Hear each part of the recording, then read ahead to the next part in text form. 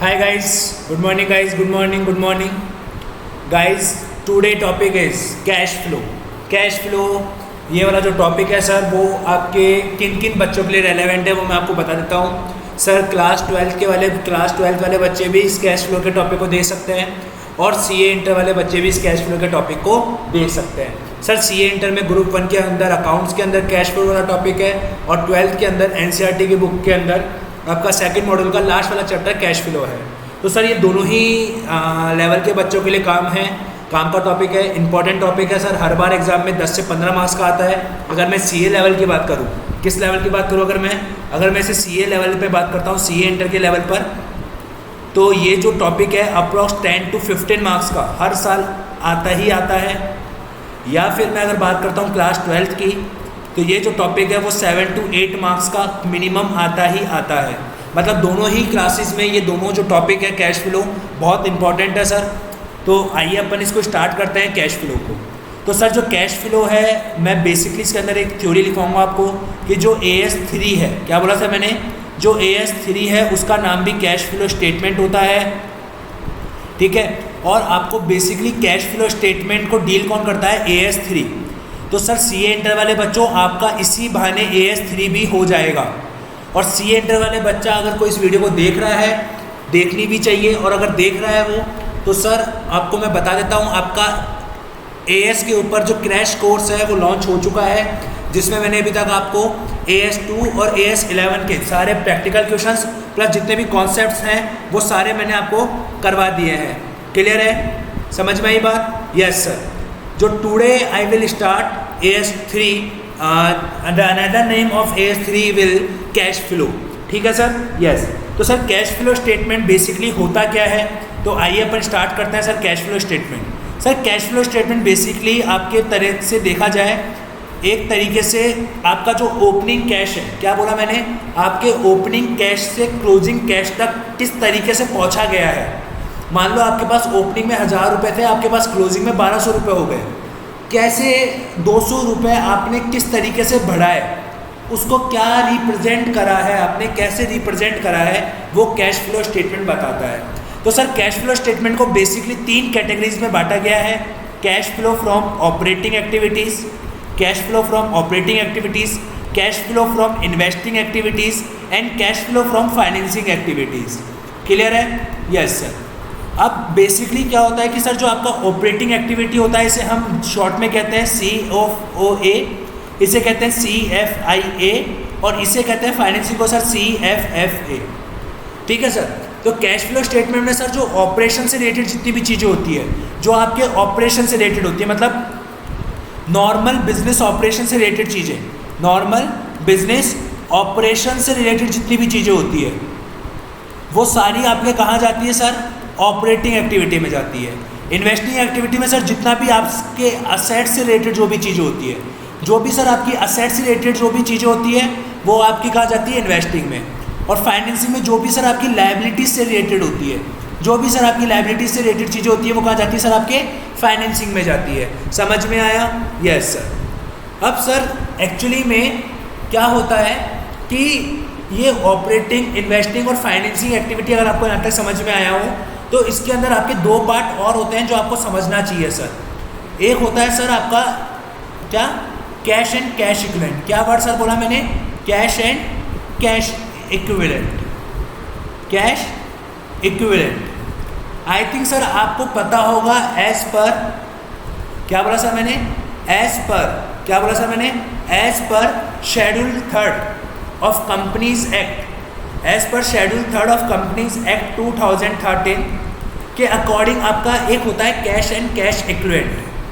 तो सर ये जो कैश एंड कैश इक्विवेलेंट होता है वो बेसिकली होता क्या है, तो मैं आपको बताता हूँ sir. Cash and cash equivalent के लिए बेसिकली जो मतलब होता है कैश एंड कैश इक्विवेलेंट का, वो मतलब यही होता है सर कि आपका सारा कैश एट बैंक जो भी होता है, जो भी आपके पास कैश है, जो भी आपके पास रोकड़ा है, जो भी बैंक बैलेंस है, या फिर कोई भी आपकी असेट जो कि रियलाइज्ड हो जाएगी विथिन 3 months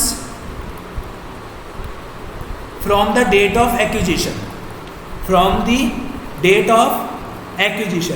क्या बोला सर मैंने बोला कि सर मैंने बोला कि सर आपके एक्विजिशन से विद इन 3 मंथ्स अगर कोई असेट आपकी रियलाइज हो जाएगी तो उसे मैं क्या मानूंगा, कैश एंड कैश इक्विवेलेंट माना जाता है। क्लियर है क्या? Yes sir. अब सुनना सर, मैं आपको एक और चीज़ बताता हूँ सर, आपके इसके अंदर आप इंक्लूड करते हो करंट इन्वेस्टमेंट को भी। करंट इन्वेस्टमेंट को सर आप एक तरीके से कैश एंड कैश इक्विवेलेंट का पार्ट मान सकते हो। जो आपकी मार्केटेबल सिक्योरिटीज़ होती है उसे भी सर एक तरीके से आप क्या मान सकते हो, उसे भी एक तरीके से सर आप क्या मान सकते हो, कैश एंड कैश इक्विवेलेंट का पार्ट मान सकते हो।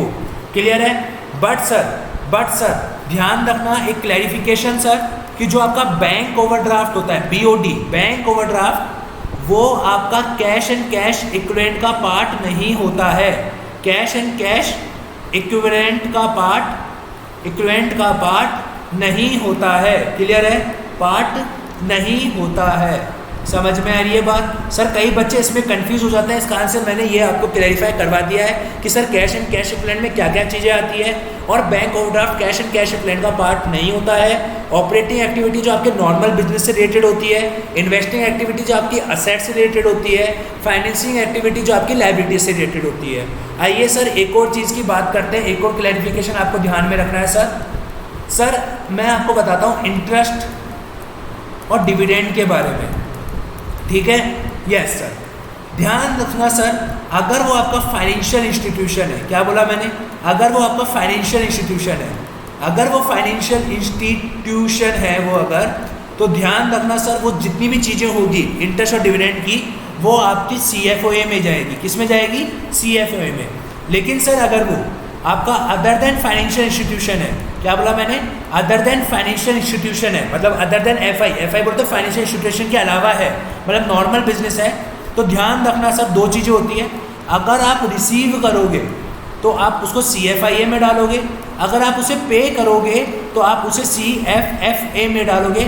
आई थिंक सर आपको इसमें भी अब क्लैरिटी आ गई होगी इंटरेस्ट एंड डिविडेंड वाले केस के अंदर भी।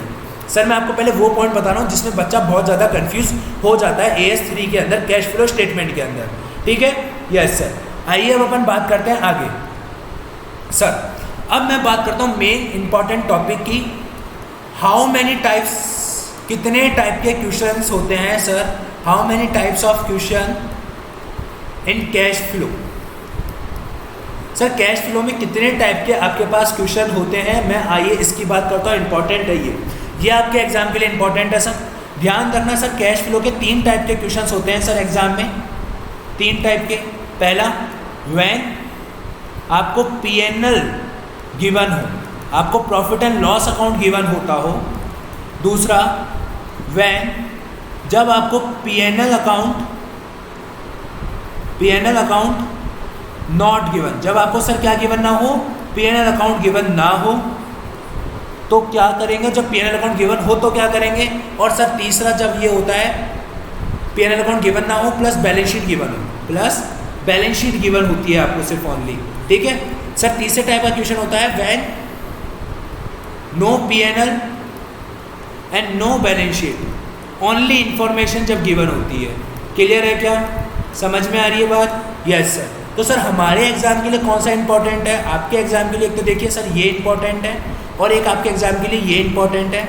ध्यान रखना सर ये लेस इंपॉर्टेंट है, ये एकदम लेस इंपॉर्टेंट है, ये इतना नहीं आता एग्जाम में। बट सर आप छोड़ के नहीं जाओगे जस्ट बिकॉज सर CA के अंदर कुछ भी आ सकता है, any type of question come in question paper. Clear है? Yes sir. सर एक बात बताइए, when P&L account is given, तो सर इसमें क्या करते हैं और इसमें क्या करते हैं, इसको सर अपन डिस्कस करेंगे डिटेल में लेटर, बाद में डिस्कस करेंगे इसको अपन, डिस्कस लेटर, और इसको भी अपन सर डिस्कस करेंगे बाद में आराम से फुर्सत के अंदर। आइए अपन अब बात करते हैं अगले टॉपिक की। सर अभी मैं आपको पूरे चैप्टर का ओवरव्यू दे रहा हूँ एक तरीके से, फिर मैं आपको बीच में कॉन्सेप्ट नोट सिखाना भी चालू कर दूंगा। अगला टॉपिक सर, अगला टॉपिक मैं बोलता हूँ sir, how many ways to prepare cash flow from operating activity. Sir CFOA को बनाने के कितने तरीके होते हैं, how many ways to prepare a cash flow. तो देखना सर ढंग से सुनना, 2 टाइप के आपसे कैश फ्लो पूछे जा सकते हैं। एक होता है सर आपका डायरेक्ट मेथड, एक क्या होता है सर आपका डायरेक्ट मेथड, एक होता है सर आपका कौन सा मेथड, इनडायरेक्ट मेथड। क्लियर है? Yes sir. अब आप मेरे से पूछोगे सर, आप मेरे से पूछोगे सर कि कौन सा मेथड एग्जाम में ज़्यादा आता है। सर मैं कहूँगा ये वाला मेथड एग्जाम में ज़्यादा आता है। बट क्या मैं इसको छोड़ दूँ? नहीं सर, ये लेस इंपॉर्टेंट है, बट आप छोड़ के मत जाना, क्योंकि एक बार मई 2019 के अंदर डायरेक्ट मेथड ही पूछ लिया गया था। तो सर आप छोड़ के नहीं जा सकते सीए के पेपर के अंदर। सर क्लास 12 के लिए देखा जाएगा तो क्लास 12 वाले बच्चे सिर्फ ओनली इस वाले मेथड पे ही फोकस करेंगे, इनडायरेक्ट मेथड पे ही फोकस करेंगे।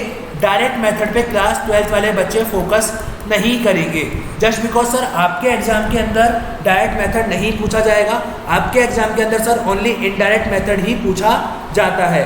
क्लियर है क्या? समझ में आया? Yes sir. आगे स्टार्ट करें? हाँ सर। अब सर तो सर अपन कौन सा मेथड स्टार्ट करेंगे? अब सबसे पहले सर मैं जो मेथड आपको सिखाऊंगा सबसे पहले वो सिखाऊंगा indirect method, just because sir important भी है, दोनों क्लासेस के लिए रेलेवेंट भी है, और क्वेश्चन भी हमेशा इसमें से ही आता है मोस्टली चांसेस पर। ठीक है, तो आइए अपन बात करते हैं सर इनडायरेक्ट मेथड की। किसकी बात करते हैं सर? इनडायरेक्ट मेथड की। ठीक है सर, आइए अब अपना लिखिए सर कॉन्सेप्ट नंबर 1। क्या लिखा है मैंने सर? बोला कॉन्सेप्ट नंबर 1 इनडायरेक्ट मेथड। क्या बोला सर मैंने? Indirect method. सर ये नोट्स आपको कहाँ से मिलेंगे? हमारे टेलीग्राम चैनल के लिंक से आपको ये नोट्स डाउनलोड कर लेना है। ये नोट्स आपको टेलीग्राम चैनल के लिंक, टेलीग्राम चैनल का लिंक आपको वीडियो के डिस्क्रिप्शन बॉक्स में प्रोवाइड करा दिया जाएगा। अब सर जो ये इनडायरेक्ट मेथड होता है ना सर, उसके अंदर आपको सिर्फ एक इतनी सी चीज़ सोचनी है। क्या चीज़ सोचनी है?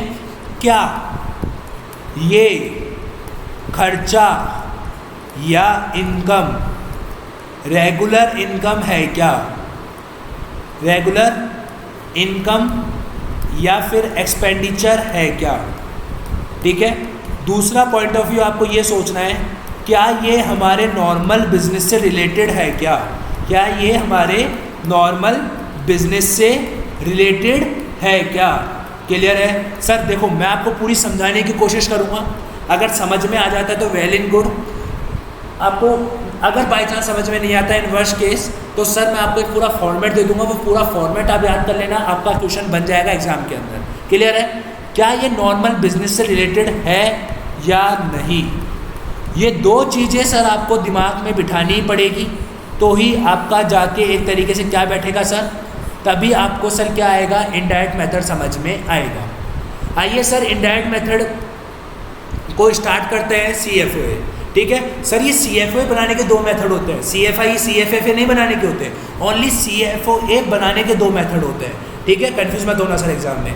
आइए मैं बना के बताता हूँ सर आपको मेथड से CFOA। क्या बना के बताता हूँ सर मैं आपको? देखिए sir, cash flow from operating activity, cash flow from operating activity. Clear है? Yes sir, cash flow from operating activity, cash flow from operating activity. Clear है? समझ में आई क्या बात? लॉजिक क्लियर हुआ? Yes sir. आइए स्टार्ट करते हैं सर। इसका फॉर्मेट बनाता हूँ सर मैं आपको, पूरी चीज़ आपको ढंग से समझ में आएगी सर। आप बस जस्ट फोकस रखिएगा सर इधर, ताकि आपको कोई भी चीज़ समझ में आराम से आएगी सर, इजीली। कोई बड़ी चीज़ नहीं है सर, आराम से आपको सारी चीज़ें समझ में आएगी सर, आराम से चीज़ें समझ में आएगी सर आपको। क्लियर है? Yes sir. आइए अपन समझते हैं सर इस पूरे कैश फ्लो के स्टेटमेंट को, cash flow from operating activity. आइए स्टार्ट करते हैं सर। कौन से पेन से स्टार्ट करूं सर? आइए ये वाला से। आइए सर, सबसे पहले आपको क्या लिखना है सर? सबसे पहले जो स्टार्टिंग पॉइंट जाता है वो जाता है सर आपका प्रॉफिट आफ्टर टैक्स। क्या जाता है सर? Profit after tax. या तो सर आपको वो क्वेश्चन में गिवन होगा, अगर क्वेश्चन में प्रॉफिट आफ्टर टैक्स गिवन नहीं है तो हम क्या करें सर? अगर आपको देखो मैंने आपको बताया क्वेश्चन कितने टाइप के आते हैं, या तो profit and loss account given होगा तो उसके अंदर आप प्रॉफिट आफ्टर टैक्स देख लोगे, या फिर आपको जब profit and loss account given नहीं होगा तो आपको बैलेंस शीट गिवन होगी। तो सर आप फिर क्या करोगे? फिर सर आप क्या करोगे, जो आपका P&L एप्रोप्रिएशन अकाउंट है सर, P&L एप्रोप्रिएशन अकाउंट का बैलेंसिंग फिगर, क्या बोला सर मैंने? P&L एप्रोप्रिएशन अकाउंट का बैलेंसिंग फिगर से भी आप स्टार्ट कर सकते हो। क्लियर है? Yes sir. इसके अंदर सर आप क्या क्या चीज़ें ऐड करोगे? सर जो भी आपके डेप्रीशिएशन, क्या सर डेप्रीशिएशन अगर चार्ज है टू पीएनएल, क्या बोला मैंने, चार्ज टू पीएनएल, अगर वो पीएनएल में चार्ज है तो मैं वो ऐड करूँगा। प्लस सर जो भी मेरा इंटरेस्ट चार्ज है, क्या बोला सर मैंने, जो मेरा इंटरेस्ट चार्ज है टू पीएनएल तो मैं उसको भी ऐड बैक करूँगा। ठीक है, फिर उसके साथ सर मेरे डिविडेंड चार्ज, क्या बोला सर मैंने, डिविडेंड चार्ज को भी मैं क्या करूँगा सर, पीएनएल में ऐड बैक करूँगा। बट इसके आगे सर मैं आपको लिख देता हूँ एक चीज़, कब, इट इज़ नॉट एप्लीकेबल, क्या बोला मैंने sir, it is not applicable when PNL appropriation account का balancing figure. I think sir आपको ये चीज़ बाद में समझ में आएगी, बट कोई बात नहीं, अभी आप लिख लीजिए, अभी मैं समझाने की बात नहीं कर रहा, अभी आप सिर्फ लिखते चलिए, सर आपको सारी चीज़ें बाद में समझा दी जाएगी। क्लियर है? Yes sir. सर जल्दीबाजी ना कीजिए, नहीं तो नहीं समझ में आएगा। Interest charge, dividend charge plus करेंगे सर जो भी आपका लॉस ऑन सेल होगा, क्या बोला सर मैंने, loss on sale of asset होगा, अगर वो चार्ज है पीएनएल, किस में चार्ज होगा सर, अगर वो पीएनएल में चार्ज है तो आप उसको भी ऐड बैक करोगे। उसके साथ सर आप और क्या ऐड बैक करोगे sir, provision for doubtful debts, provision for doubtful debts, अगर कोई प्रोविज़न फॉर डाउटफुल डेब्ट्स है तो आप उसको भी क्या करोगे सर, ऐड बैक करोगे, मतलब चार्ज टू पीएनएल करोगे। समझ में आ रही है बात? Yes sir. फिर उसके आगे सर अगर कोई premium on redemption of debenture है, क्या बोला मैंने सर, कोई premium on redemption of debenture होगा तो आप उसको भी ऐड बैक करोगे। Premium on redemption of debenture होगा तो आप उसको भी ऐड बैक करोगे अगर वो चार्ज है टू पीएनएल, क्या बोला मैंने, अगर वो चार्ज है टू पीएनएल। फिर उसके बाद सर अगर कोई सर आपका discount on issue of debenture भी होगा, discount on issue of debenture भी होगा, इशू ऑफ डिवेंचर भी होगा, अगर वो चार्ज है टू पीएनएल, क्या बोला मैंने, अगर वो चार्ज है टू पीएनएल तो आप उसको भी ऐड बैक करोगे। ठीक है सर। फिर मैंने और आपको क्या बोला, अगर सर आप कुछ भी ट्रांसफ़र करते हो फ्रॉम रिजर्व, ट्रांसफ़र करते हो कहाँ पे सर, टू रिजर्व में ट्रांसफ़र करते हो, कहाँ से sir, from PNL, sir from PNL से अगर आप कुछ भी ट्रांसफ़र करते हो तो वो भी ऐड बैक होगा। But this rule is not apply, but sir it is not applicable when PNL appropriation account, when PNL appropriation account का बैलेंसिंग फिगर। समझ में आई बात? Yes sir. उसके बाद और क्या चीज़ ऐड करोगे सर आप, सर अगर कोई भी अमोर्टाइजेशन होता है, सर डेप्रिसिएशन और अमोर्टाइजेशन में क्या डिफरेंस होता है, सर अमोर्टाइजेशन लगता है इंटेंजिबल असेट्स पर, अगर अमोर्टाइजेशन चार्ज टू पीएनएल है तो आप उसको भी क्या करोगे सर, ऐड बैक करोगे।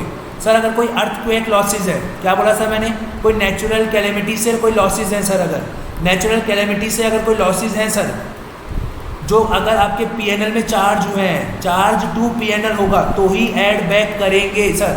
क्लियर है? प्लस वाली आइटम समझ में आ रही है क्या सर आपको? लॉजिक क्लियर हो रहा है क्या? यस सर। और क्या ऐड करेंगे सर, और बताइए और क्या ऐड कर सकते हैं? समझ में आया?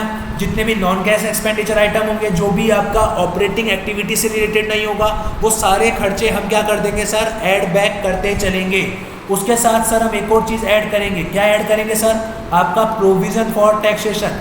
क्या ऐड करेंगे सर? आपका प्रोविज़न फॉर टैक्सेशन को भी हम क्या करेंगे सर, ऐड बैक करेंगे। अगर वो जितना क्या होगा सर, चार्ज होगा टू पीएनएल में, जितना पीएनएल में चार्ज हुआ है सर उतना प्रोविज़न फॉर टैक्सेशन को भी हम क्या करेंगे सर, ऐड बैक करेंगे। समझ में आई बात? लॉजिक क्लियर हुआ क्या? Yes sir.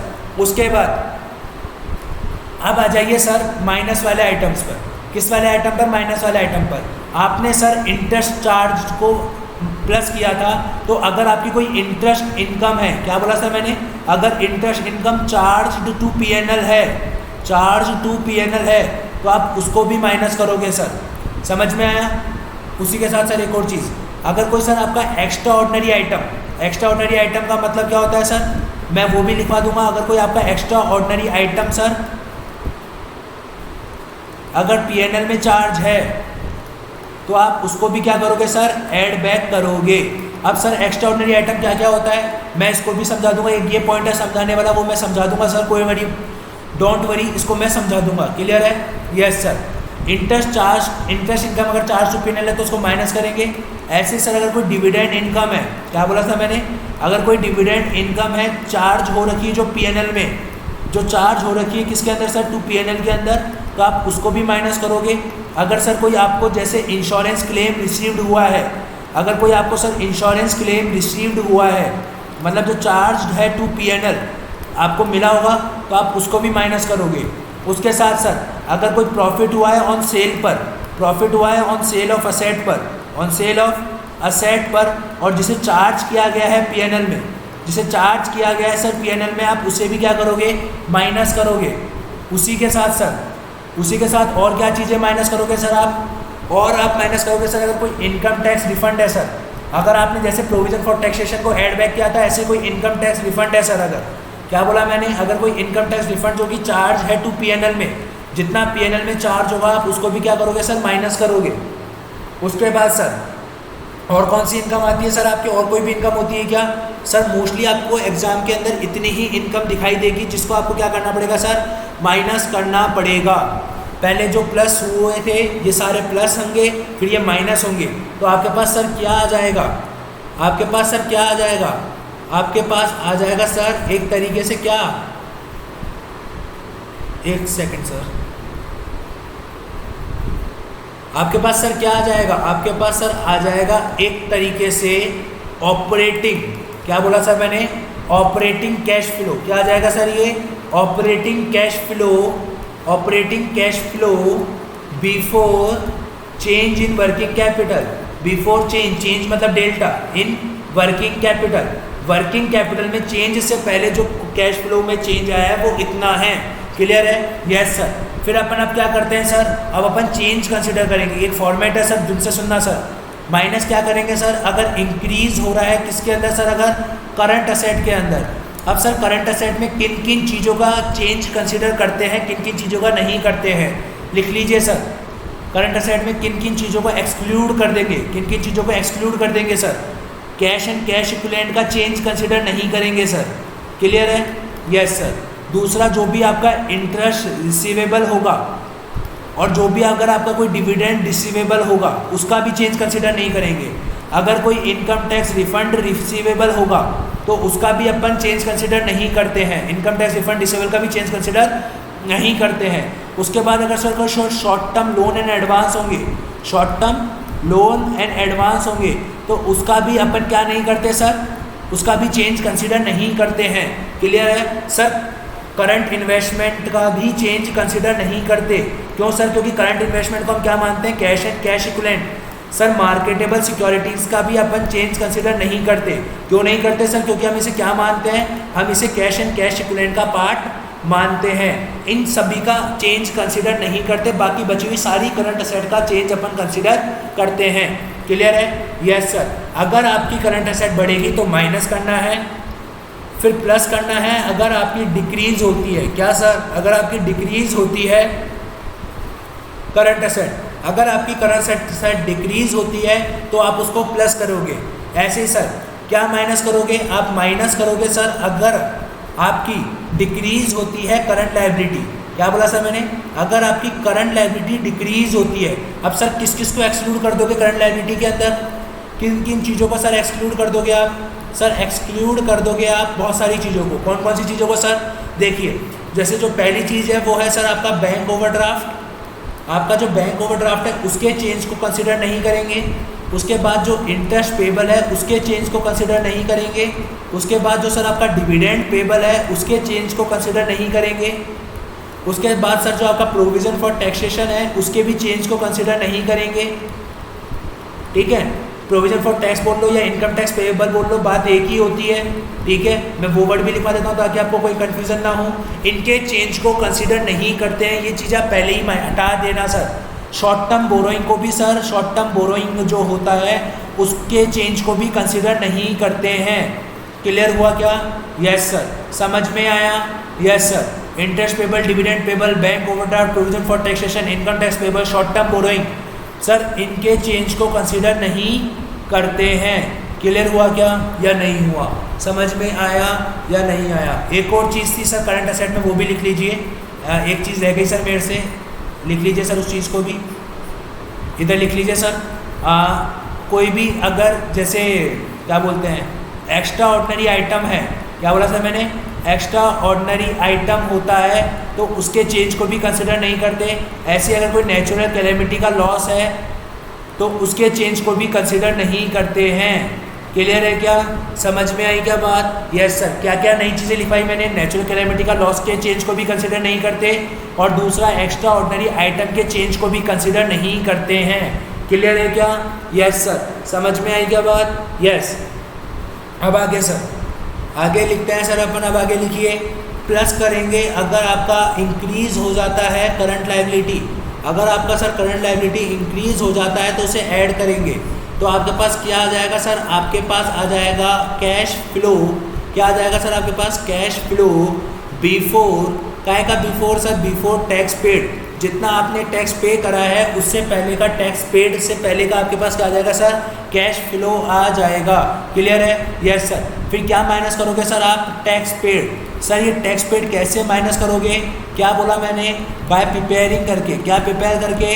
बाय प्रिपेयरिंग करके पीएफटी अकाउंट। मतलब सर पीएफटी अकाउंट बोले तो प्रोविजन फॉर टैक्सेशन का अकाउंट बनाकर आप टैक्स पेड का फिगर निकालोगे। बट ध्यान रखना सर, कौन सा अमाउंट माइनस होगा? ओनली ऑपरेटिंग एक्टिविटी से रिलेटेड वाला। ओनली ऑपरेटिंग एक्टिविटी से रिलेटेड वाला।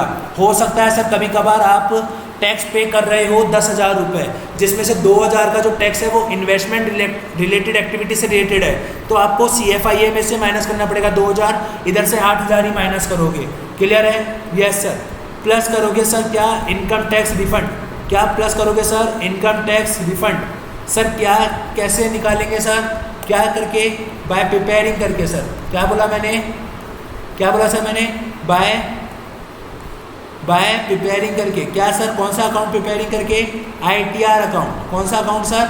ITR अकाउंट प्रिपेयर करके। क्लियर है क्या? Yes sir. उसके अलावा और क्या बोला सर मैंने? माइनस करेंगे सर। क्या माइनस करेंगे? माइनस करेंगे या फिर अपन प्लस करेंगे। क्या माइनस प्लस करेंगे सर? कोई भी अगर आपको एक्स्ट्रा ऑर्डिनरी आइटम देना हो तो, कोई भी एक्स्ट्रा ऑर्डिनरी अगर आइटम हम देंगे तो वो प्लस माइनस करेंगे। कैसे निकालेंगे सर उसकी वैल्यू? बाय प्रिपेयरिंग करके अकाउंट। बाय प्रिपेयरिंग करके क्या सर? एक्स्ट्रा ऑर्डिनरी आइटम का अकाउंट। EOI कर दूँ सर इसको मैं? Yes sir. उसके बाद सर ये पूरा कैश फ्लो का संपूर्ण एक तरीके से ब्रह्मास्त्र है। इसके अलावा और कोई भी चीज़ सर आपके बाहर नहीं जाएगी कैश फ्लो के अंदर, चाहे वो CA का पेपर हो या फिर वो आपकी क्लास 12 का पेपर हो। ठीक है? फिर सर एक्स्ट्रा ऑर्डिनरी आइटम का अकाउंट प्रिपेयर करके क्या करेंगे? प्लस माइनस करेंगे। फिर सर आपके पास एक तरीके से फिर प्लस करेंगे या फिर क्या करेंगे? माइनस करेंगे। क्या बोला सर मैंने? प्लस करेंगे। एक सेकेंड, ऐसे कर सकता हूँ मैं इसको, ऐसे लिख लो सर। हाँ, फिर क्या करेंगे सर? माइनस करेंगे। क्या? Loss due to natural calamity. Loss due to natural calamity का जो लॉस है उसको हम क्या करेंगे सर? माइनस करेंगे। कैसे सर? बाय प्रिपेयरिंग करके account. Bye preparing account prepare करके। क्लियर है? Yes sir. सर अगर कोई इंश्योरेंस क्लेम अगर आपको रिसीव हुआ है तो उस इंश्योरेंस क्लेम रिसीव्ड को हम क्या करेंगे सर? ऐड करेंगे। इंश्योरेंस क्लेम रिसीव्ड उसको क्या करेंगे सर? ऐड करेंगे। कैसे? अकाउंट बनाकर। अगर सर अकाउंट बनाने के लिए आपको पता है ओपनिंग बैलेंस चाहिए, अगर ओपनिंग बैलेंस नहीं होगा तो बात खत्म सर। समझ में आया नहीं आया? Yes sir. तो आपके पास ये क्या आ जाएगा? ये आ जाएगा सर आपके पास फाइनली। क्या आ जाएगा सर? ये फाइनली आपके पास CFOA। ये आया सर आपके पास finally cash flow from operating activity. समझ में आई या नहीं आई बात? बताइए सर, लॉजिक क्लियर हुआ या नहीं हुआ? समझ में आया या नहीं आया? ये है सर फॉर्मेट पूरा cash flow from operating activity का। अब ये याद कैसे रहेगा? बहुत इजी है सर, इसको याद करने की ज़रूरत ही नहीं है। आप प्रैक्टिस करोगे अपने आप याद हो जाएगा और थोड़ी बहुत चीज़ें आपको समझ पे भी आ जाएगी सर। लाइक जैसे सर एक्स्ट्रा ऑर्डिनरी आइटम की बात कर लेते हैं। एक्स्ट्रा ऑर्डिनरी आइटम होता क्या क्या है? एक्स्ट्रा ऑर्डिनरी आइटम क्या क्या होता है सर? जैसे सर एक्स्ट्रा ऑर्डिनरी आइटम में जो इंक्लूड करता है, जैसे वॉलंटरी। क्या बोला सर मैंने? वॉलंटरी रिटायरमेंट कंपनसेशन का मैं अगर पेमेंट करता हूँ, वॉलंटरी रिटायरमेंट कंपनसेशन दे रहा हूँ सर मैं एक तरीके से, तो एक तरीके से मेरा क्या माना जाएगा? एक्स्ट्रा ऑर्डिनरी आइटम माना जाएगा। क्लियर है? अगर मैं कोई वॉलंटरी रिटायरमेंट कंपनसेशन पे कर रहा हूँ तो वो मेरा एक्स्ट्रा ऑर्डिनरी आइटम माना जाएगा। उसी के साथ सर अगर मैं कोई और एक्स्ट्रा ऑर्डिनरी आइटम लाइक जैसे कि सर वॉलंटरी रिटायरमेंट कंपनसेशन हो गया, जैसे कोई सर लीगल सूट हो गया, फाइल्ड हो गया, लीगल सूट फाइल्ड हो गया, तो ये सारे खर्चे क्या होते हैं सर? हमारे एक्स्ट्रा ऑर्डिनरी आइटम माने जाते हैं। क्लियर हुआ या नहीं हुआ, समझ में आया या नहीं हुआ? इन्हें हम क्या मानते हैं सर? एक्स्ट्रा ऑर्डिनरी आइटम मानते हैं। क्लियर है? यस सर, समझ में आया। अब एक एक चीज़ की सर अपन रीजनिंग समझते हैं कि क्यों अपन ने इसको ऐड करा और क्यों अपन ने उसको सर क्या करेंगे? माइनस प्लस करेंगे। क्लियर है? आइए सर मैं अब आपको इसको समझाता हूँ, बहुत लॉजिकल है। देखिए सर, आप क्या करोगे सर, जो आपका जो प्रॉफिट आफ्टर टैक्स है, जो मतलब आपका प्रॉफिट एंड लॉस अकाउंट या फिर जो आपका profit and loss appropriation account का जो भी बैलेंसिंग फिगर होगा वो प्रॉफिट आफ्टर टैक्स होता है। उसके अंदर आप जितने भी नॉन कैश एक्सपेंडिचर्स हैं, जितने भी नॉन कैश एक्सपेंडिचर जैसे आपका डेप्रिसिएशन हो गया, आप वो ऐड कर दोगे, प्रोवाइडेड वो आपका पीएनएल में से चार्ज हो रखा होना चाहिए। कभी कभार पता है सर क्या होता है कि कभी कभार सर आईसीआई आपसे मजे ले लेता है। आईसीआई आपके मजे कैसे ले लेता है सर? देखिए, बोलता है ये आपका पीएनएल है, ये आपकी सेल है 100 रुपये की, और इसमें से उसने बोला डेप्रिसिएशन माइनस कर दिया 10 रुपये, नहीं मतलब आपका कोई एक्सपेंडिचर माइनस कर दिया उसने कितने रुपए? 80 रुपये, ठीक है, और बोला 20 रुपये का आपका क्या है सर? Profit after tax. और फिर नीचे लिखकर बोलता है कि डेप्रिसिएशन 10 रुपी, ठीक है, डेप्रिसिएशन कितना है sir? 10 rupee, which is not included in above, which is not included in above, जो ऊपर इंक्लूड नहीं है। अब बच्चा क्या करता है सर? बच्चा रट कर जाता है कि भाई प्रॉफिट आफ्टर टैक्स में 10 रुपये जोड़ना है, क्योंकि डेप्रिसिएशन है तो जोड़ना है, तो वो क्या कर देगा? 30 रुपये कर देगा, जो कि गलत हो जाएगा। क्यों? क्योंकि मैंने क्या लिखवाया, अगर वो पीएनएल में चार्ज होगा तो ही आपको डेप्रिसिएशन ऐड करना है, अदरवाइज आप डेप्रिसिएशन ऐड नहीं करोगे, क्योंकि नॉन कैश एक्सपेंडिचर आप तभी ऐड करोगे अगर वो आपके प्रॉफिट में से माइनस हो रखे होंगे। Sir interest charge, dividend charge, sir ये दोनों ही ऐसे एक्सपेंडिचर होते हैं, मैंने अभी आपको बताया, क्योंकि जो आपके नॉर्मल एक्टिविटी से रिलेटेड नहीं होते। ये किससे रिलेटेड होते हैं आपके? ये आपके किससे रिलेटेड होते हैं? इन्वेस्टिंग और फाइनेंसिंग से रिलेटेड होते हैं। इस कारण से सर आप इन्हें क्या नहीं करोगे? आप इन्हें ऐड मतलब माइनस नहीं करोगे, इस कारण से आप इन्हें ऐड बैक करोगे। ऐड बैक तभी करोगे अगर आपने अपने प्रॉफिट एंड लॉस में से माइनस कर रखा होगा। लेट सपोज मान लीजिए सर सेल है 100 रुपये की, 80 रुपये का एक्सपेंडिचर है, बोला कि आपका जो इंटरेस्ट है वो 20 रुपये है, लेकिन वो ऊपर वाले एक्सपेंडिचर में इंक्लूड नहीं है, तो आप उसको ऐड भी नहीं करोगे। ऐड कब करना है? जब वो चार्ज होगा फ्रॉम पीएनएल से। ऐसे sir loss on sale of asset है, ये आपका रेगुलर बिजनेस नहीं है आपके असेट को बेचने का, ये आपका असेट बेचना है, रेगुलर बिजनेस नहीं है, इस कारण से इसमें जो लॉस होगा वो भी आप ऐड बैक करोगे अगर आपने वो पीएनएल से चार्ज बैक कर रखा है तो। सर प्रोविजन फॉर डाउटफुल डेब्ट, sir it is a non cash expenditure, ये एक नॉन कैश एक्सपेंडिचर है, इस कारण से इसे भी हम क्या करेंगे? ऐड बैक कर देंगे। Premium on redemption of debenture, क्या बोला सर मैंने? Premium on redemption of debenture, issue on discount on issue of debenture, sir ये दोनों ही आपके क्या होते हैं? खर्चे होते हैं, जो कि आपको क्या करना पड़ेगा? ऐड बैक करना पड़ेगा। क्यों? क्योंकि सर ये आपके नॉर्मल बिजनेस से, डे टू डे बिजनेस से रिलेटेड एक्सपेंडिचर नहीं होते हैं। सर आपने अगर अपने पीएनएल अकाउंट से रिजर्व में ट्रांसफर करा है, पीएनएल अकाउंट से रिजर्व में ट्रांसफर करा है, तो it is not an expenditure sir, so it should be added, तो इसको आपको क्या करना पड़ेगा? ऐड बैक करना पड़ेगा। Amortisation, sir it is a non cash expenditure, so it should be added. Sir natural calamity का लॉस हो गया, सर ये क्या है? लॉस रेगुलर बेसिस पे होता है क्या? नहीं सर, कभी कभार लॉस होता है, ये सर कभी कभार लॉस होता है, इसका मतलब ये आपका बिजनेस का रेगुलर लॉस नहीं है, तो इसको भी आपको क्या करना पड़ेगा? ऐड बैक करना पड़ेगा। सर प्रोविजन फॉर टैक्सेशन को आपने क्यों ऐड बैक करा? क्योंकि सर आपने पहले क्या लिया था? प्रॉफिट आफ्टर टैक्स लिया था, इस कारण से मुझे प्रोविजन फॉर टैक्सेशन को ऐड बैक करना पड़ा।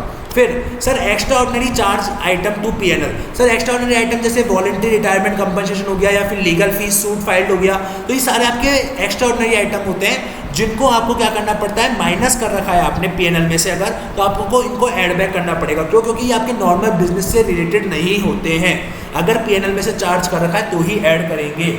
सर ऐसे interest income, dividend income, insurance claim, profit on sale of asset और इनकम टैक्स रिफंड का भी सेम लॉजिक होता है। अब सर करंट असेट का इंक्रीज होगा तो हम उसे माइनस करेंगे, लेकिन सर करंट असेट के इंक्रीज डिक्रीज को देखते समय आपको ध्यान रखना है कैश एंड कैश इक्विवेलेंट को इंक्लूड नहीं करना, इंटरेस्ट रिसीवेबल को इंक्लूड नहीं करना, डिविडेंड रिसीवेबल को इंक्लूड नहीं करना, इनकम टैक्स रिफंड को इंक्लूड नहीं करना, short term loan and advance को इंक्लूड मत करना, करंट इन्वेस्टमेंट को इंक्लूड मत करना, मार्केटेबल सिक्योरिटीज़ को इंक्लूड मत करना, और आपके जो एक्स्ट्रा ऑर्डिनरी आइटम होते हैं जो भी और आपके नेचुरल कैलेमिटी लॉसेज होते हैं आपको इनको भी इंक्लूड नहीं करना है, इनका अलग से अकाउंट बनता है। सर ध्यान रखना, इनका चेंज कंसिडर नहीं करते हैं। क्लियर है? ऐसे सर करंट लायबिलिटी में bank overdraft, interest payable, dividend payable, provision for taxation, income tax payable और शॉर्ट टर्म बोरोइंग का भी सर अलग से अकाउंट बनता है, इनको चेंज कंसिडर नहीं करते हैं। सर ये आप 2-3 बार फॉर्मेट पढ़ोगे ना आपको पूरा फॉर्मेट याद हो जाएगा। ठीक है। फिर आप क्या करोगे सर, टैक्स पेड माइनस करोगे ओनली ऑपरेटिंग एक्टिविटी वाला, इनकम टैक्स रिफंड ऐड करोगे ओनली ऑपरेटिंग एक्टिविटी वाला, एक्स्ट्रा ऑर्डिनरी आइटम को प्लस करोगे माइनस करोगे, डिपेंड करता है कि आपको मिल रहा है आप पे कर रहे हो। सर लॉस होता है अगर कोई नेचुरल कैलेमिटी तो वो माइनस होगा, अगर कोई इंश्योरेंस क्लेम रिसीव होता है तो वो आपका प्लस होगा, और उसी के साथ आपका क्या आ जाएगा सर, CFOA। बताइए सर यहाँ तक की चीज़ समझ में आई है, क्लियर है यहाँ तक की चीज़? यस सर, एक क्वेश्चन करते हैं ताकि आपको सर क्या आएगी, सारी चीज़ समझ में आएगी। क्लियर है? यस सर, एक क्वेश्चन करते हैं फटाफट से। आइए सर अपन एक क्वेश्चन करते हैं सर, ठीक है। आइए सर अपन एक क्वेश्चन करेंगे, क्लियर है? आइए सर, आइए सर मैं बात करता हूँ एग्जाम्पल नंबर 1। सर ये कौन सा एग्जाम्पल है? ये सर CA इंटर का AS3 का जो मॉड्यूल नंबर 1 है उसका एग्जाम्पल है, वो देखो सर एक बार आप पढ़िए। सर आपको क्या क्लासीफाई करना है कि कौन कौन सी एक्टिविटी ऑपरेटिंग एक्टिविटी है, कौन कौन सी इन्वेस्टिंग है, और कौन कौन सी फाइनेंसिंग और कौन कौन सा कैश एंड कैश इक्विवेलेंट है। सर आप देखिए सर, पहली चीज़ क्या लिखा हुआ है सर, यहाँ पे पहला क्या लिखा हुआ है, आपने मशीनरी खरीदी है। मशीनरी खरीदी है मतलब CFIA, क्योंकि असेट से रिलेटेड चीज़ें कहा जाती है इन्वेस्टिंग एक्टिविटी में। Yes sir, proceed from issuance of equity share capital. Sir equity share capital liability तो सर CFFA में। सर कैश सेल कर रहे हो CFOA में, हमारी ऑपरेटिंग है। Proceed from long term borrowing, boring है सर मतलब लायबिलिटी है, तो CFFA में। सर चेक कलेक्ट हुआ from trade receivable, sir trade receivable हमारा CFOA होता है।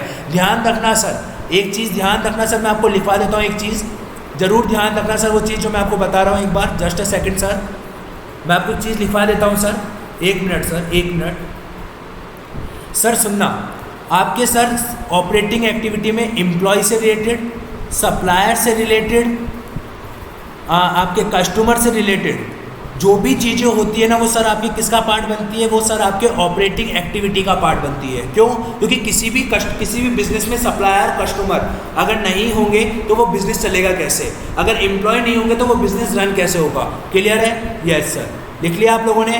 हाँ सर, देखिए सर फिर आगे, cash receive from trade receivable, sir CFOA।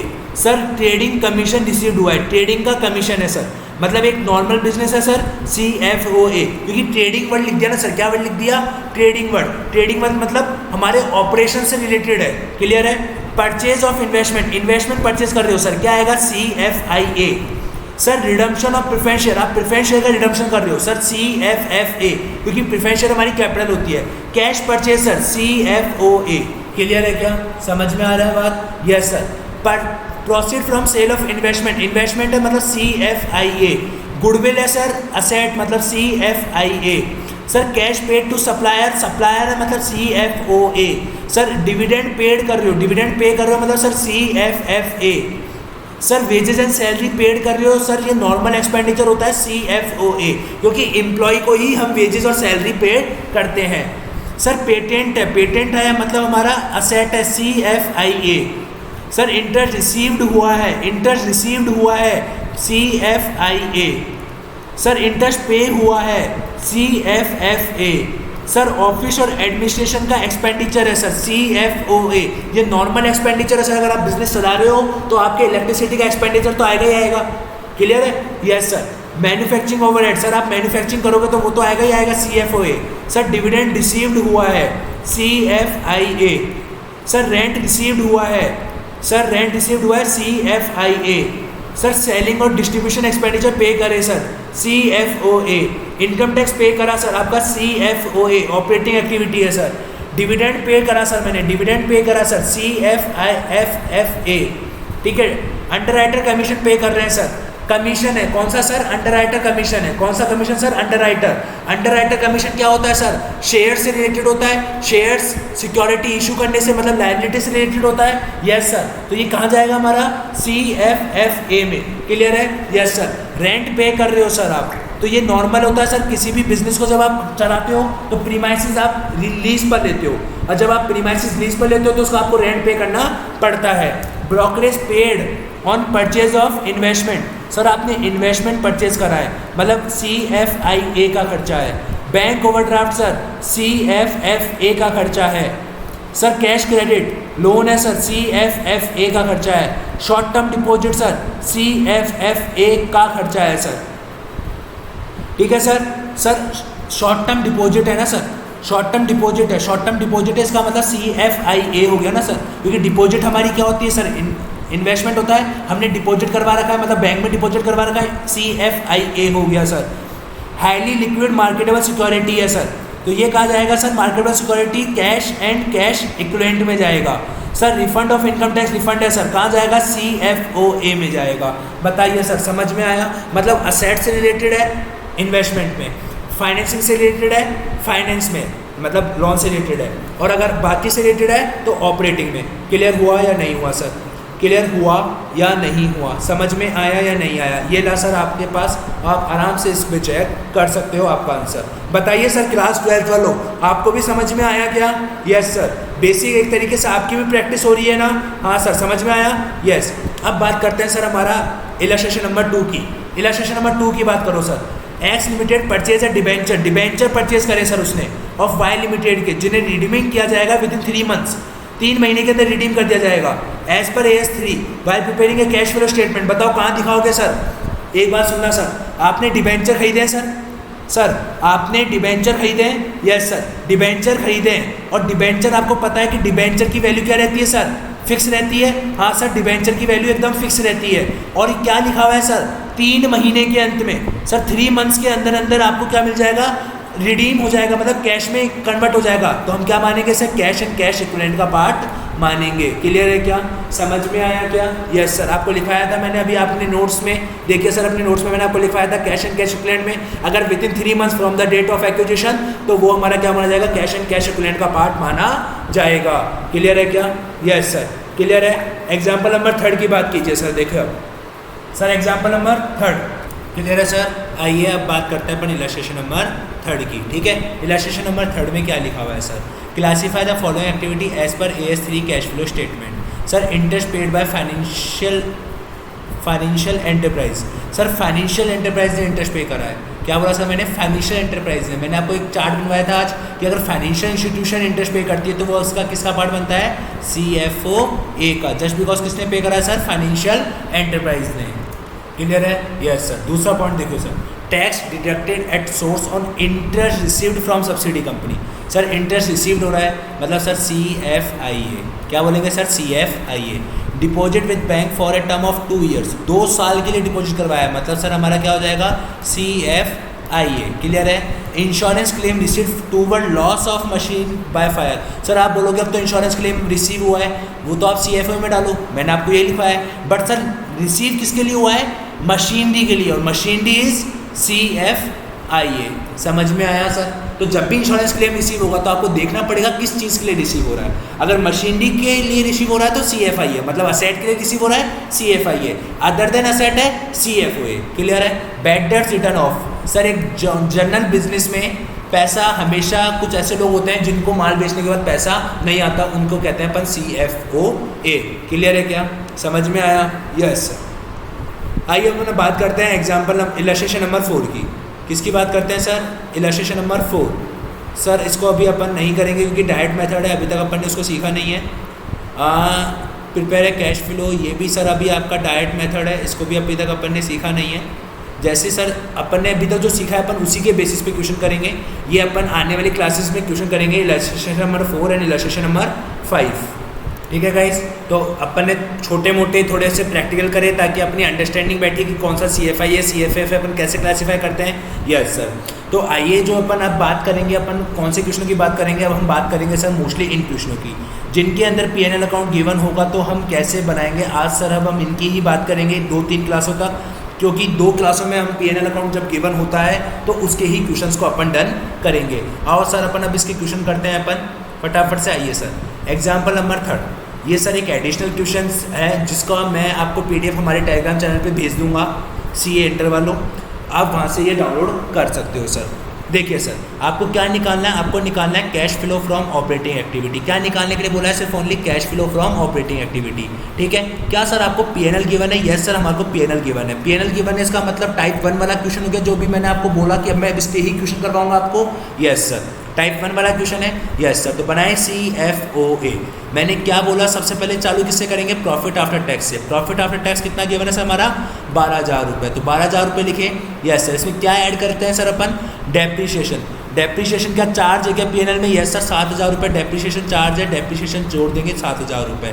Plus sir interest charge, sir other expenditure तीसरे नंबर का देखो इसके अंदर क्या क्या गिवन है। अदर एक्सपेंडिचर के अंदर तीसरे नंबर का कॉलम देखो सर, वर्किंग नोट। इसके अंदर आपका रेंट गिवन है sir. Rent is a normal expenditure, मैंने अभी आपको बताया हर बिजनेस के अंदर रेंट होता है। लेकिन जो loss on sale of equipment है इज एन एक तरीके से सर आपका एक्स्ट्रा ऑर्डिनरी है। क्यों, क्योंकि ये आपका बिजनेस से रिलेटेड नहीं है, तो लॉस आपका ऐड हो जाएगा, यस सर।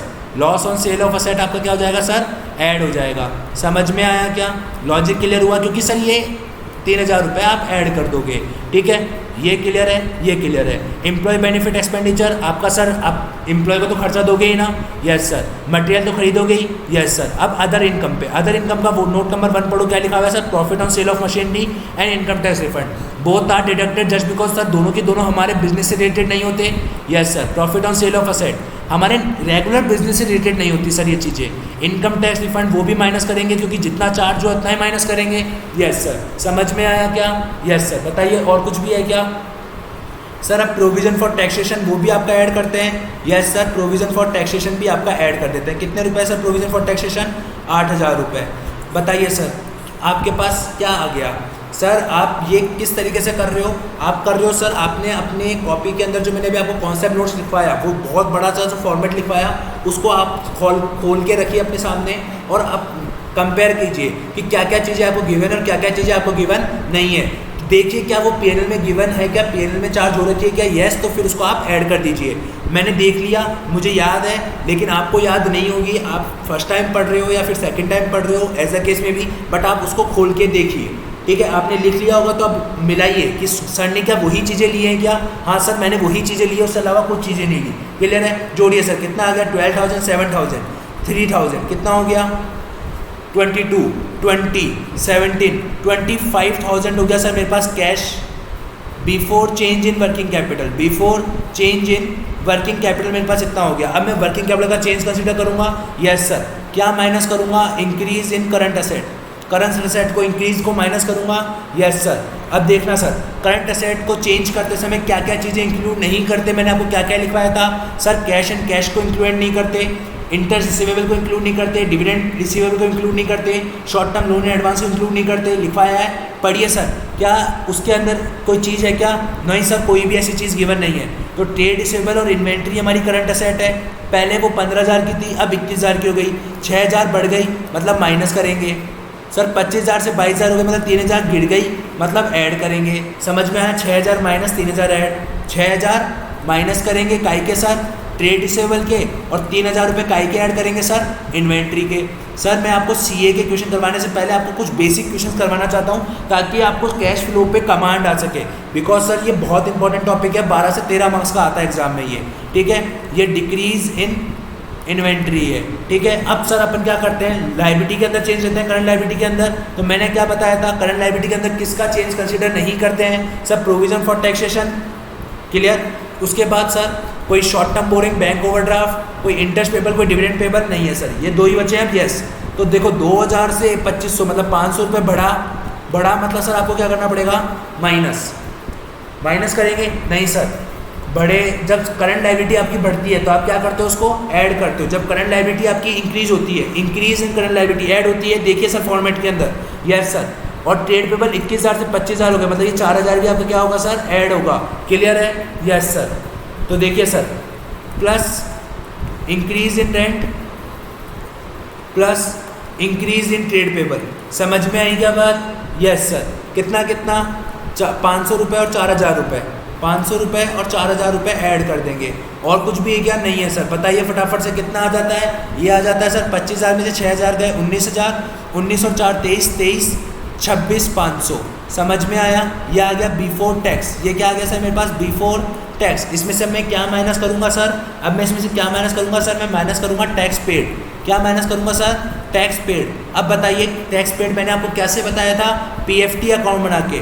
समझिए सर PFT अकाउंट कैसे बनता है, देखिए सर आपका ओपनिंग बैलेंस लायबिलिटी साइड है तो ओपनिंग बैलेंस जाएगा बाय बैलेंस बिल्डिंग कितना सर, बाय बैलेंस ईडी कितना जाएगा सर 10,000, ठीक है। टू बैलेंस ईडी कितना जाएगा सर, टू बैलेंस ईडी जाएगा 13,000। और आपका सर पीएनएल में कितना चार्ज कर दिया आपने, पीएनएल में चार्ज कर दिया सर 8,000। तो आपने टू बैंक कितना करा सर, टू बैंक आपका क्या आ गया सर, बैलेंसिंग फिगर की मैंने 5,000 रुपये टैक्स का पेमेंट करा, तो माइनस 5,000 रुपये, तो ये कितना हो गया सर 21,500। इसमें क्या जोड़ेंगे अपन सर, इनकम टैक्स रिफंड। क्या जोड़ेंगे सर अपन, इनकम टैक्स रिफंड। क्या जोड़ेंगे, इनकम टैक्स रिफंड। अब सर इनकम टैक्स रिफंड के लिए भी अकाउंट बनाए, यस सर बनाओ इनकम टैक्स रिफंड का भी अकाउंट। सर आईटीआर अकाउंट बनाएंगे तो ओपनिंग बैलेंस हमारे पास 0 है, क्लोजिंग भी 0 है, बट हमने पीएनएल में कितना चार्ज करा, क्योंकि ये हमारी इनकम है तो 2 पीएनएल डालेंगे, यस सर। जब भी 2 इनकम होती है तो 2 पीएनएल डालेंगे। कितना है हमारी इनकम, 3,000 रुपये है। तो बताइए आप क्या मानोगे सर कि आपको कैश भी कितना हुआ होगा, 3,000 रुपये ही रिसीव हुआ होगा, यस सर। तो आप क्या ऐड कर दोगे, 3,000 रुपये ऐड कर दोगे, तो आपके पास कितना आ गया सर 24,500। बताइए सर क्या आपको सीएफओ निकालना समझ में आया या नहीं आया, क्या आपको सीएफओ निकालना समझ में आया या नहीं आया, बताइए सर। क्या ये 24,500 आपको क्लियर हुआ या नहीं हुआ, समझ में आया, क्या क्लियर हुआ या नहीं हुआ, समझ में आया सीएफओ, यस सर। अभी अपन सिर्फ सर सीएफओ की प्रैक्टिस कर रहे हैं, जस्ट बिकॉज ये अगर आपको क्लियर हो गया तो फिर आपको कोई दिक्कत नहीं आएगी, ठीक है। आइए और बात करते हैं सर अपन अब, just a minute sir, just second sir, एक सेकंड सर। अब अपन बात करते हैं सर अपने एक नेक्स्ट इलस्ट्रेशन की। आइए सर अब मैं आपको करवाता हूँ इलस्ट्रेशन नंबर 9। क्यों सर डायरेक्टली इलस्ट्रेशन नंबर 9 क्यों, क्योंकि सर जो अपन ने आज कॉन्सेप्ट सीखा है अपन उसी कॉन्सेप्ट के क्वेश्चंस करेंगे ताकि आपको कॉन्सेप्चुअल क्लैरिटी ज़्यादा अच्छी तरह से आएगी। क्लियर है, यस सर।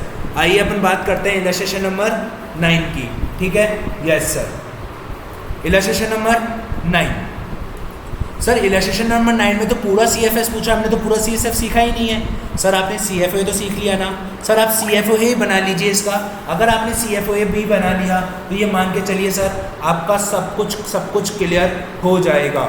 समझ में आया, सीएफओ बना लिया तो सर ये मान के चलिए वो सब कुछ क्लियर हो जाएगा,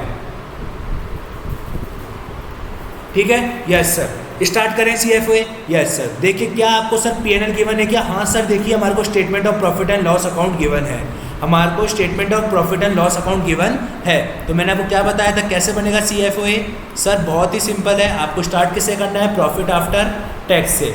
क्या प्रॉफिट आफ्टर टैक्स गिवन है 700 रुपये, yes sir. Profit after tax given है कितने रुपए सर, 700 रुपये। तो लिखिए प्रॉफिट आफ्टर टैक्स 700 रुपये। इसमें आप क्या ऐड कर दोगे सर, प्रोविजन फॉर टैक्सेशन। क्या ऐड कर दोगे सर आप, provision for taxation. Provision for taxation कितना है सर, 1000 रुपये। कितना है सर प्रोविजन फॉर टैक्सेशन, 1000 रुपये। समझ में आई क्या बात, यस सर। ऐड करते हैं ना, यस सर। फिर क्या ऐड करोगे सर, फिर ऐड करोगे लॉस ड्यू टू अर्थक्वेक। मैंने बताया था नेचुरल कैलेमिटी का लॉस ऐड हो जाता है, यस सर। अगर वो पीएनएल में चार्ज है तो पीएनएल में 1100 रुपये चार्ज है, आप ऐड कर दो सर लॉस।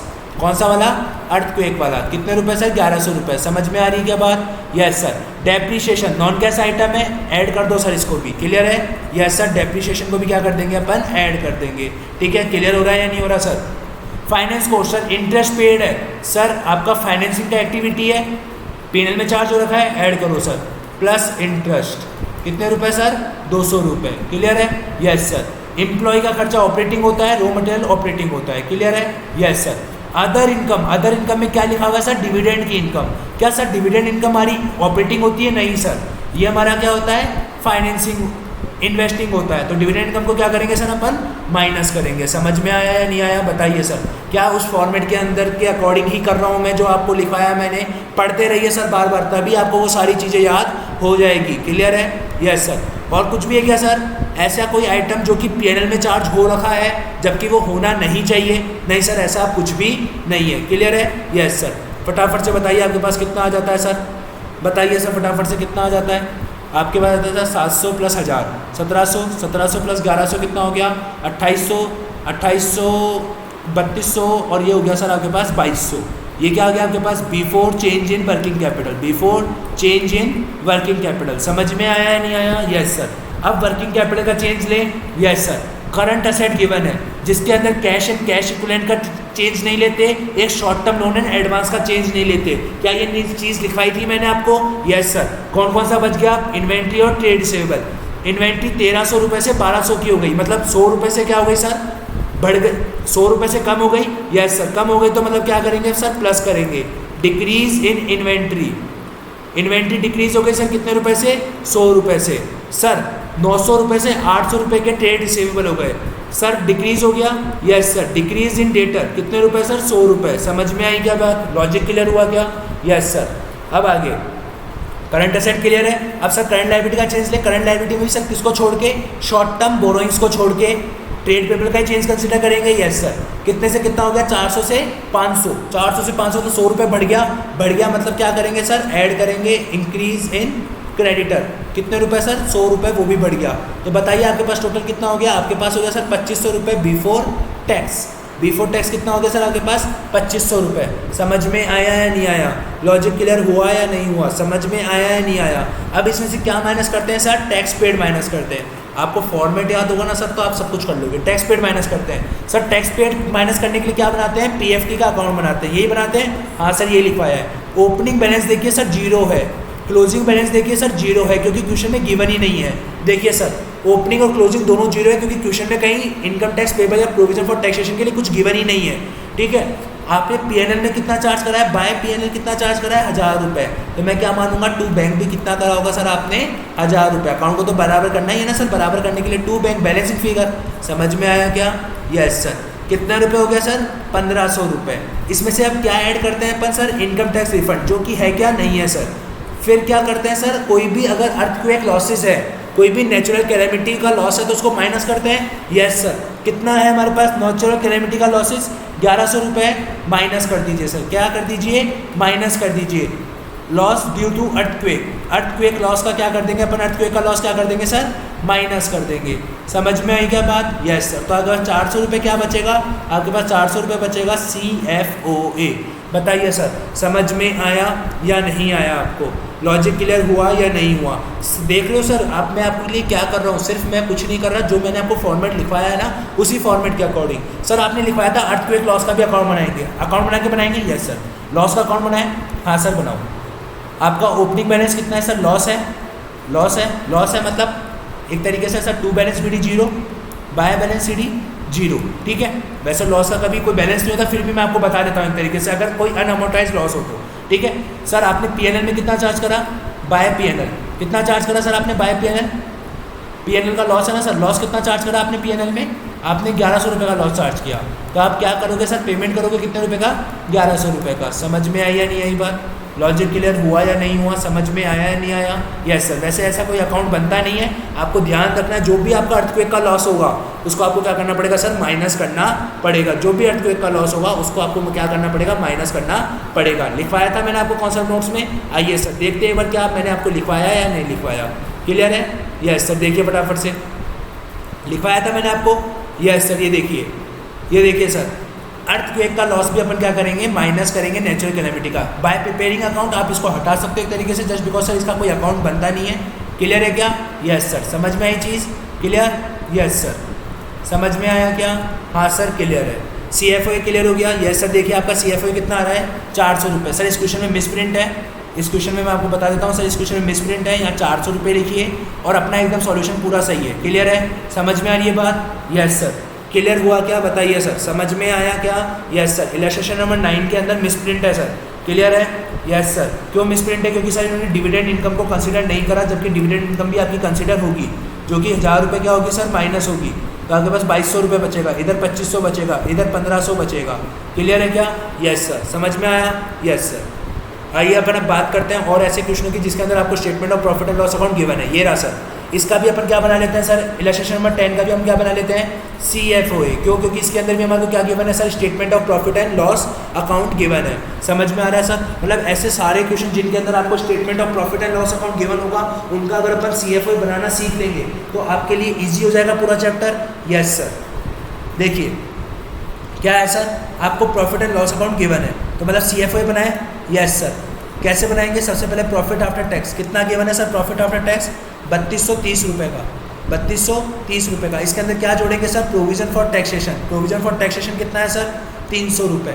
इसके अंदर ऐड क्या करेंगे सर, आपका डेप्रीशिएशन, डेप्रीशिएशन कितना है सर, जो कि PNL में चार्ज हो रखा है 450 रुपये। उसके बाद सर फाइनेंस कॉस्ट जो कि आपके पीएनएल में चार्ज हो रखी है, कितना है सर इंटरेस्ट एक्सपेंडिचर 400 रुपये। फिर उसके बाद सर आपका अदर इनकम में point number 1 sir interest income, dividend income और इंश्योरेंस प्रोसीड, ये तीनों की तीनों आपकी क्या होती है सर माइनस होती है, मैंने आपको बताया था। यस सर, इंटरेस्ट इनकम भी माइनस होगी कितने रुपए के, 300 रुपये से।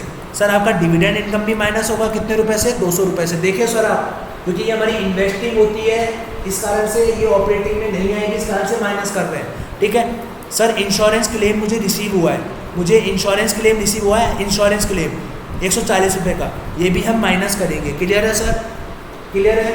Yes sir.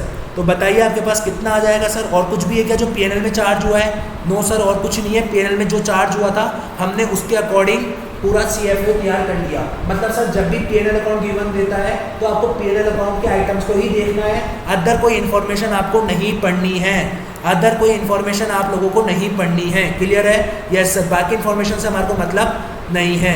जब भी पीएनएल गिवन होगा तो हमारे को पीएनएल से ही मतलब होता है। बताओ सर कितना हो गया ये?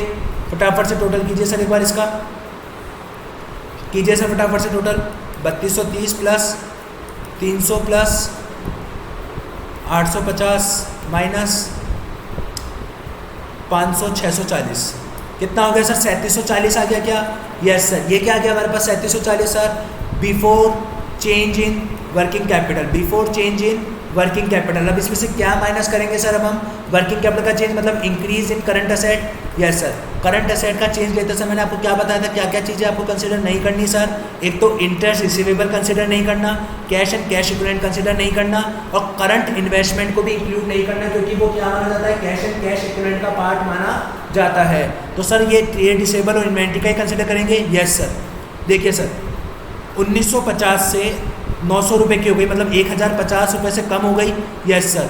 और 1200 से सर 1700 की हो गई, मतलब 500 रुपये से बढ़ गई, मतलब increase in trade payable, increase in trade receivable minus होगा। Yes sir. Trade receivable sir 500 रुपये माइनस के होंगे। यस सर। और जो इन्वेंट्री में डिक्रीज हुआ है, इन्वेंट्री में सर जो डिक्रीज हुआ है वो आपका 1050 ऐड हो जाएगा। क्लियर हुआ क्या? समझ में आया? Yes sir. अब लायबिलिटी का चेंज ले। Yes sir. Other current liability point number 1 पढ़ लेना सर एक बार। इंटरेस्ट पेबल को भी कंसिडर नहीं करते, इनकम टैक्स पेबल को भी कंसिडर नहीं करते, चेंज के समय लिखवाया था मैंने आपको। क्लियर है? Yes sir. Only trade payable को ही कंसिडर करेंगे। सर 1890 से 150 रुपये हो गया, कितने रुपए का चेंज आया सर?